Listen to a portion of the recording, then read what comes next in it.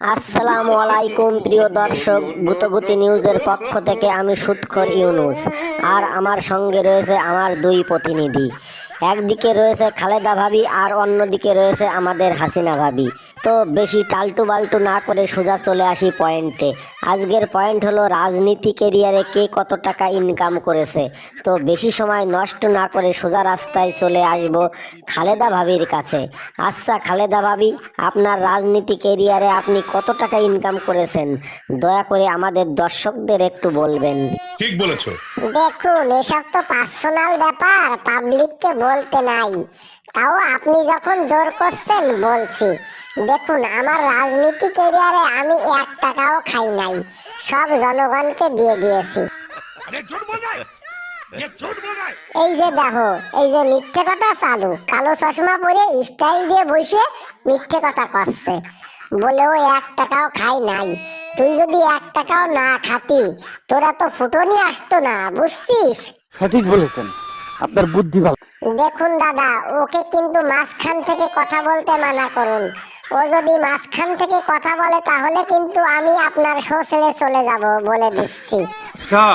আরে আপনি মাঝখান থেকে আবার কথা বলছেন কেন? আপনি চুপ করে থাকুন, আমার খালেদা ভাবির ডিস্টার্ব হচ্ছে।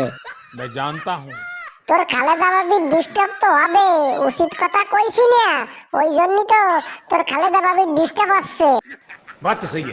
একদম কথাবার্তা ঠিক করে বলুন। আমার খালেদা ভাবি মানে কি? উনি সবার খালেদা ভাবি, বুঝছেন?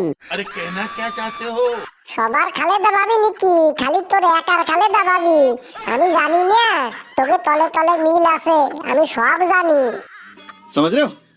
আপনি কি সব জানেন? একদম বাজে বকবেন না, তাহলে কিন্তু আপনাকে আমার শো থেকে বের করে দেব। গজব বেইজ্জতি है। সত্যি বের করে দিবি মানে কি? সখী তোর বাপের নাকি? এই যে আবার বাপ তুলে কথা বলছেন, যা বলার আমাকে বলুন। আমি চোর, আমি ডাকাত, আমি সুদখোর, আমি গরিবের টাকা মেরে খাই, যত খুশি বলুন, কিন্তু বাপ তুলে কথা বলবেন না, বলে দিচ্ছি। ঠিক বলেছো। I am sorry to say দাদা, যেখানে আপনার অপমান হবে সেখানে আমি থাকবো না। আই এম সরি, আমি চলে যেতে বাধ্য হচ্ছি। খুব কষ্ট যে বলো। দেখেছেন, আপনার মুখের ভাষার জন্য আমার খালেদা ভাবি শো থেকে চলে যেতে চাচ্ছে। रुको जरा। যাবেই তো, যাবে না? তুই তো ভাতার হোস।